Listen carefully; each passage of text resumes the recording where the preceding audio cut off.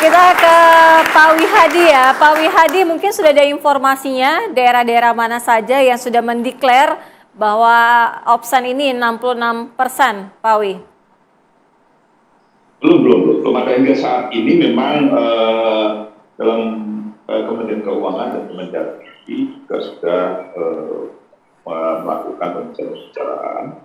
Dan apa yang dikatakan oleh Mas Justinus tadi mengenai masalah pusat dan daerah sebenarnya sudah diatur juga mengenai masalah adanya beberapa dana-dana transfer daerah yang diberikan kepada pusat kepada daerah untuk pembangunan.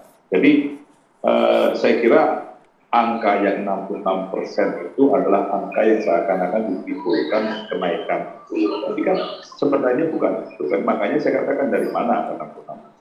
Nah, itu kan bukan kenaikan. Jadi dalam hal ini memang masyarakat sekarang ini perlu kita tahu bahwa pemerintah ini untuk pusat dan daerah, keuangan pusat dan daerah ini sudah diatur dan dan semuanya untuk yang daerah itu beberapa hal itu mengatakan dengan perda-perda yang dipersiapkan. Nah, perlu kami sampaikan juga bahwa saat ini tentunya concern kepada pemerintah pusat, kepada daerah itu adalah bagaimana untuk tetap menciptakan situasi daripada keuangan daerah itu tetap berjaya. Dan mungkin ada beberapa daerah tadi yang dikatakan daerah-daerah mana aja. Ini daerah-daerah itu memang sedang ada pembicaraan dan beberapa daerah memang banyak yang memang tidak menaikkan 22% sampai saat masih 22%. Nah inilah saya kira sebenarnya saya dari awal katakan ini misinformasi saja yang dibuat karena memang cukup sensasional kan setelah 12% kemudian 6%. Jadi ini makanya saya katakan bahwa ini adalah bukan kewenangan daripada pemerintah pusat, tapi ini adalah pajak daerah yang memang menjadi bagi hasil antara provinsi dan kabupaten. Dan ini tetap akan menjadi concern kita walaupun memang ini ada daerah, tetapi bukan merupakan peraturan yang memang kita persiapkan untuk seluruh rakyat 66%. Jadi apa yang disampaikan oleh Pak Justinus tadi sudah clear sebenarnya dengan apa yang menjadi concern kepada kita semua. Jadi saya terus terang aja juga melihat ini agak siapa sih yang membuat isu ini seakan-akan 66% itu naik semuanya gitu kan. Ini kan membuat kita ini jadinya kan stres sendiri gitu ya, kaget ya. Ini mau ngambil duit semua gitu loh. padahal nggak begitu gitu loh. Jadi ini kan semuanya seakan-akan dikipasin aja ini. Wah ini pemerintah ini udah mau ngambil uang aja gitu kan. Enggak gitu. Ada semuanya bahwa kita memang tetap memperhatikan dan insentif itu kepada daerah itu banyak sekali. Kita ada DAU, ada DAK, kemudian juga ada BPH, dan itu kita berikan kepada daerah. Dan ini adalah untuk kesejahteraan daerah dan kita untuk apa yang disangkutkan mengenai masalah daya beli masyarakat dan insentif kepada kepala daerah itu tetap kita berikan. Dan juga jangan lupa bahwa kita pusat juga sudah memberikan satu stimulus untuk kenaikan pajak yang 12% itu kita berikan juga untuk bagaimana tetap terjaga daya beli masyarakat ini ke bawah. Jadi kita menginginkan bahwa menengah bawah ini masyarakat menengah bawah ini tetap terjaga daya belinya, dan kita melihat juga pemerintah ini tetap ingin menjaga kondisi perekonomian yang baik. Iya. Mas Adityo, tadi kita sudah sama-sama mendengarkan dari Mas Justinus, melegakan tidak bahwa ternyata dengan kebijakan baru ini tidak sebesar yang sebelumnya, artinya lebih rendah sebenarnya? Kalau untuk saya sih cukup melegakan dengan kebenarannya, cara menghitungnya seperti apa dan estimasi pajaknya seperti apa.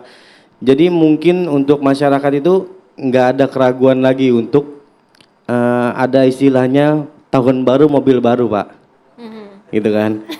Ya ada kan refresh nih, tahun baru harus ada yang baru, ya kan. Rumah baru, mobil baru. Gitu kan. Saya siap membeli mobil yang ingin menjual dengan mobil bekasnya. Dengan perhitungan pajak yang sudah dijelaskan, mungkin ada beberapa yang masih belum paham kedepannya mungkin dari mulut ke mulut ya. Kalau pajak kayak gini, cara menghitungnya seperti ini loh, cara gini loh pajaknya, sosialisasinya seperti ini loh caranya. Nah mungkin belum ada yang terjun langsung bayar pajak tersebut, makanya masih mengira-ngira nih Pak Justinus nih. Jadi ada masukan Mas Ajib, sosialisasinya nih masyarakat tidak tersampaikan dengan baik sehingga mereka juga sudah panik, khawatir, resah, pusing kepala gitu ya. Gini Mbak Sira, sebenarnya ada jalan tengah kalau mau sebenarnya ya. Untuk menghindari kontroversi dan diskursus yang tidak pada tempatnya. Sebenarnya pemerintah tinggal membuat sebuah formulasi penghitungan. Kan ada 500-an kabupaten kota katakan seperti tadi Pak Pras sampaikan. Misalnya daerah di Jawa Tengah, Jawa Timur, dan itu langsung nanti per kabupaten kota ya. Karena itu masing-masing nanti di Pemda tingkat 2 Mbak Sira. Tinggal dibuat formulasi, mana nih yang naik, mana yang turun, terutama yang naik dievaluasi. Pemerintah bisa intervensi misalnya secara mandatori, selama 1 tahun pertama, kenaikan pajak itu harus diberikan menjadi sebuah insentif misalnya. Jadi untuk tahun pertama bisa aja dibandingkan dengan tahun sebelumnya tidak ada kenaikan. Sepakat nggak seperti itu? Nah, artinya kan sebenarnya gini, itu bisa menjadi sebuah jalan tengah untuk menghindari kontroversi sebenarnya Mbak Sira. Jadi sekali lagi ketika ada sebuah peraturan yang tidak pada tempatnya dan kemudian menimbulkan komplikasi di lapangan, itu cenderung jadi kontraproduktif. Karena itu akan mempengaruhi tax compliance atau tingkat kepatuhan pembayaran pajak.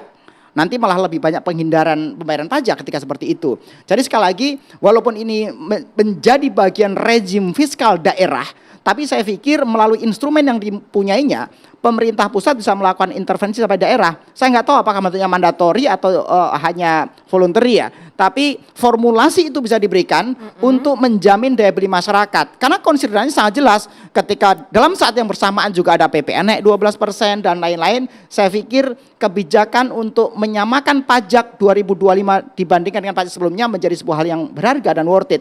Dan formulasi itu dibangun melalui sebuah mekanisme aturan. Dan memang itulah tugas pemerintah, yaitu membuat aturan untuk membuat masyarakat itu lebih baik. Kira-kira demikian Mas Pras ya. Terima kasih banyak. Artinya Mas Ajib, apa dong yang harus dipersiapkan dari pengusaha otomotif untuk kebijakan ini? Terutama juga tadi sempat disinggung PPN 12% untuk barang mewah termasuk dengan mobil. Gini, Mbak Sira, kalau namanya pajak itu masalahnya masyarakat ini sebagai pembayar dan yang menerima beban, yang mereka harus menjalankan. Karena kalau kata ini founder Amerika itu namanya Benjamin Franklin, itu hanya ada 2 di dunia ini yang nggak bisa dihindari. 1 kematian dan 2 pajak. Kan kira-kira begitu. Tapi Mbak Sira, akhir-akhir ini kepastian itu akan menjadi ada 3.